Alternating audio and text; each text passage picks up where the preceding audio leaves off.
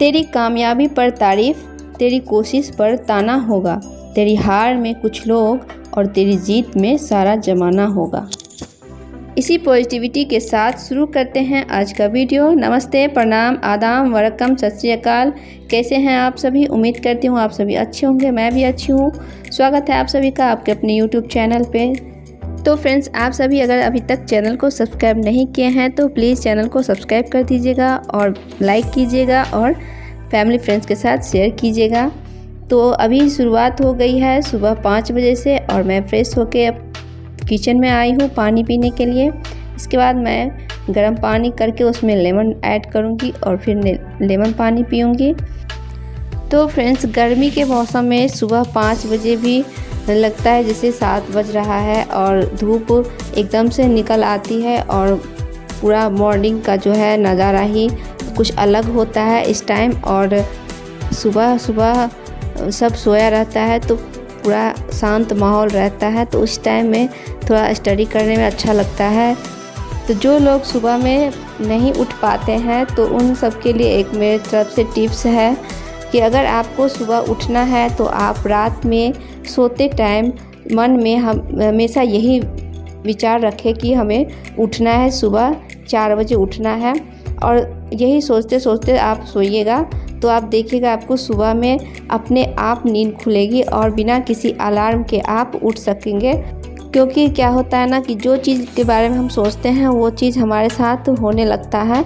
जिस तरह से अगर हम कोई सी चीज़ के बारे में सोचते हुए सोते हैं तो रात में हमें सपना आता है। उसी तरह से अगर हम रात में सोते टाइम ये चीज़ मन में ठान ले कि मुझे सुबह उठना है तो हमारा नींद बिना अलार्म के भी खुल जाता है। तो यही मोटिवेट रखना पड़ता है हम स्टूडेंट को, तब जाके आपका जो नींद है सुबह में खुलेगी।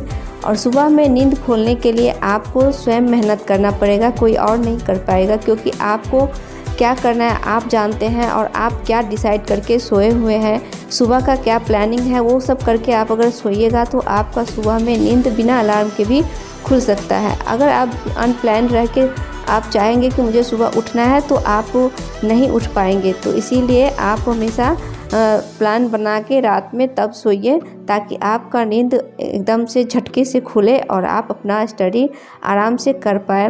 तो हम हाउसवाइफ के लिए सुबह में ही सबसे अच्छा टाइम होता है, क्योंकि उस टाइम बच्चे सब सोए रहते हैं और सब अपने अपने रूम में रहते हैं। तो उस टाइम सबसे अच्छा माहौल रहता है हाउसवाइफ के लिए पढ़ने के लिए। आप देखिएगा अगर सुबह में आप 1 घंटा भी अगर पढ़ लेते हैं ना तो आपको पूरा दिन, आपको दिन में 2-3 बार मौका मिलेगा पढ़ने के लिए। अगर आप सुबह में नहीं पढ़ पाते हैं तो आपको भर दिन इंतज़ार करते करते टाइम निकल जाता है। तो फ्रेंड्स, अभी पढ़ाई ख़त्म करने के बाद सबके लिए मैं तरबूज काटी हूँ। तो आज का ब्रेकफास्ट में तरबूज ही रहेगा और इसके बाद मैं तुरंत खाना बना ली, क्योंकि आज ड्यूटी उनको जाना था जल्दी, तो इसी वजह से। तो आज के दोपहर के खाने में है पालक पनीर और चावल। और इसके बाद फिर सब कोई खाना खाए और मैं आ गई किचन में सब कुछ समेटने के लिए, क्योंकि खाना खाने के बाद तुरंत सब काम कर लेने से ना हमारा पूरा दिन मैं फ्री हो जाती हूँ। उसके बाद मुझे बर्तन वगैरह धोने का टेंशन नहीं रहता है। फिर एक बार शाम में जो चाय वाय बनता है, बच्चे कुछ खाते हैं, उसके बाद ही कुछ बर्तन निकलता है तो उसको साफ़ करना होता है। और इस बर्तन सबसे बड़ा काम होता है, ये साफ़ रहता है ना तो काम बहुत आसान हो जाता है। तो सिर्फ़ और सिर्फ झाड़ू लगाना रहेगा। तो सारा काम ख़त्म करने के बाद मैं जो है बोतल सब में पानी भर के रख दूँगी फ्रिज में। बच्चे क्या करते हैं, पानी पी लेते हैं फ्रिज से और बोतल को ऐसे ही रख देते हैं बाहर, और जब पानी पीने जाए तो उस टाइम पानी मिलता ही नहीं। तो अभी दोपहर के बज रहे हैं 2 और इस टाइम बच्चे सोए हुए हैं दूसरे वाले रूम में, और इस रूम में मैं बेड लगा दे रही हूँ ताकि मैं इस रूम में बैठ के पढ़ूँगी।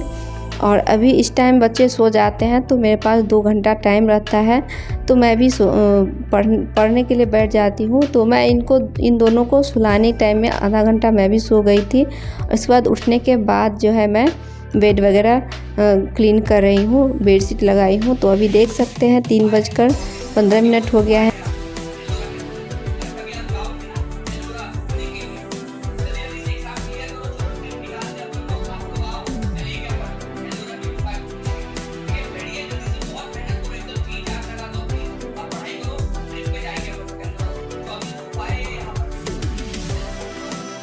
तो कल वट सावित्री का व्रत हो गया था और परसों मौसम बहुत ख़राब होने की वजह से मैं 2 दिन से क्लास नहीं ले रही थी जीएस का। तो पूरा करते करते आज शाम हो गया। तो शाम में बच्चे पार्क से आए खेल के, तो उनके लिए दूध वगैरह मैं गर्म करके दी और इसके बाद फिर मैं खाना बनाने लगी। तो यहाँ पे मैं आज बना रही हूँ कद्दू की सब्ज़ी, जो कि आप सभी को भी आता ही होगा और बच्चे को पसंद नहीं है कद्दू की सब्ज़ी। तो बच्चों के लिए पनीर का सब्ज़ी रखा हुआ है, तो इसीलिए मैं सोची आज ये सब्ज़ी बना लेते हैं, क्योंकि ये फ्रिज में रखे रखे ख़राब हो जाता है, गल जाता है। तो इस वजह से मैं ये बनाई हूँ आज। तो ये सिंपल तरीके से बनाई हूँ। प्याज वगैरह भूनने के बाद मैं अच्छे से कद्दू को भून ली हूँ। उसके बाद इसमें टमाटर ऐड कर दी हूँ और जब कद्दू अच्छे से पक गया तब टमाटर ऐड की हूँ। उसके बाद मैं इसमें सारे मसाले डाल के भून ली हूँ। अब मैं इसको थोड़ा सा पानी डाल के ढक दूँगी। और ये देखिए सब्ज़ी इस तरह से बनकर तैयार हो गया है। सूखी सब्ज़ी बनाई हूँ। तो अभी बज गए हैं 10:15 और अभी हस्बैंड भी आए हैं ड्यूटी से, तो सब कोई खाना वगैरह खा लिए हैं और अब मैं बैठी हूँ पढ़ने के लिए। तो मैं हिस्ट्री काफ़ी दिनों से नहीं पढ़ पा रही थी, तो आज मैं फिर से हिस्ट्री पढ़ने के लिए बैठी हूँ और हिस्ट्री मेरा ख़त्म ही होने वाला है। तो आज का चैप्टर है मुग़ल साम्राज्य है और इसमें अकबर के बारे में पूरा दिया हुआ है और इसमें अकबर के नवरत्न के बारे में भी दिया हुआ है, जैसे कि बीरबल, अबुल फजल, तानसेन, अब्दुल रहीम खान, मान सिंह, राजा टोडरमल और फौजी हकीम हुमायूं और मुल्ला दो प्याजा। और अकबर के नवरत्न में सबसे ज़्यादा बुद्धिमान बीरबल को ही माना जाता था। तो फ्रेंड्स, अगर आप हिस्ट्री को ना एक स्टोरी की तरह पढ़ेंगे तो आपको अच्छे से समझ आएगा। तो आज का ये वीडियो आप सबको कैसा लगा कमेंट करके ज़रूर बताइएगा और इस वीडियो को मैं यहीं पे एंड करती हूँ। मिलती हूँ नेक्स्ट व्लॉग में। Thanks for watching.